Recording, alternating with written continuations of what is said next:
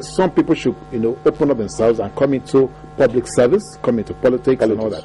But someone like you, why wouldn't you want to sacrifice your experience by coming to public office? Yes, I mean, there is something, I won't say better than that is engaging my side. For example, I'm fabricating equipment. I go around the university to speak to the young ones. I take it upon myself free of charge. It's not religious matter to go into hotels and talk to this young one free of charge. And I know that by the time I develop this small, for example, I've designed more than 45 small equipment that if you have 25,000 naira, you can buy and start using. If you have 50,000 naira, you can buy equipment, and at the same time, you still have money for the raw material and go into candle production. Do you have any publication on the opportunities available? Have you done anything to let Nigerian youth, even not only Nigerian youth, some fairly middle-aged adults, who probably are retiring from government work and they still have some energy to do something, to be productive? Do you have any form of publication for them to look at? All my books has always been in the area of wealth creation. How can one get wealth? This is one of them. This is the latest one. This one came out last week. It's called Enduring Fortune. We are all fortunate. God created all fortunate. Today, that's not there. So I know you can create fortune for yourself. Yes. Out of 600 naira, I got to where I am now, and I'm not doing badly at all. Yeah, please, I would like to get to know Dr. Makinwa. I lost my job with the bank about 2 years now, and it's been very tough for myself and my family. I wouldn't mind if there's anything they can do to assist. It's very tough for me now. I lost my job with FCMB due to the merger, and things have been very rough. So when I switch on the TV now and I saw the program, I feel it's something I'll be interested in. I don't know if there's anything they can do to assist. You say, Biodun, I just want to thank God for your life. You are educated, you work in the bank before, and I know, you had my story. I started with 600 naira. What you need to become somebody in this our own country is not actually money. At the end of this program, just call, and I will talk to you. I'm in Lagos. And I know from where you are now, you said things are tough, you have children, you have wife. Yeah. From where you are now, you can do a lot. You can do a lot, and we will get to where you need to be. Do you have a website that...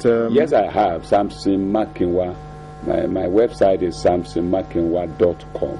samsonmakinwa.com. Yes, and okay. My email address? The email address is sammakinwa@yahoo.com. Okay. Sam Makinwa. So samsonmakinwa.com, that is a website. You can also probably reach him on that website. Your starting point is like straight from the gutter, 600 naira, and then here you are now sitting on top of an empire. Now, but there are other people who have made empires on other people's gutters. Pastors.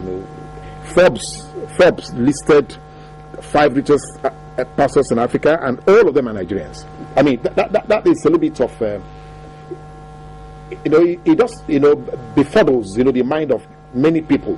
How, in the midst of poverty, then these men of God, as it were, are such, astonishingly rich men. How do we relate to that?